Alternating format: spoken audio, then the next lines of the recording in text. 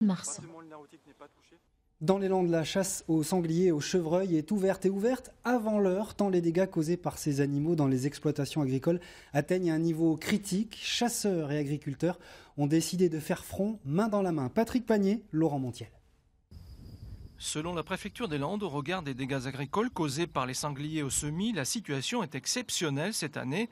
Jean-Michel Joie, agriculteur, a pu le constater sur les 18 hectares de maïs qu'il a bien du mal à lancer en ce printemps. Chaque année, on peut constater pas beaucoup de dégâts et cette année, c'est plus particulièrement important, quoi.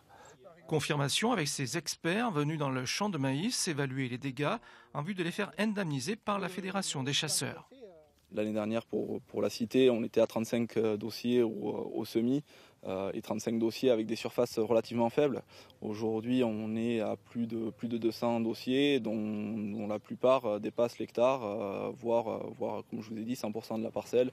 L'arrêté préfectoral autorisant la chasse aux sangliers par des battues, à l'affût ou à l'approche, ne réglera pourtant pas cette situation jugée préoccupante par les chasseurs qui demandent même, comme certains responsables agricoles, des mesures de régulation drastiques, encore plus radicales, comme le piégeage ou le recours à des tireurs professionnels.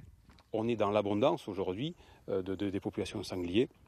Donc il faut pouvoir les réguler à l'affût, à l'approche, de nuit, autour des chantiers de récolte.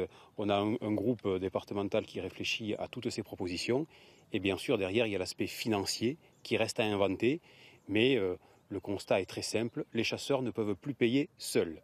L'an passé déjà, la Fédération des chasseurs des Landes avait dû débourser 1 million d'euros pour indemniser les dégâts causés par les sangliers sur les cultures.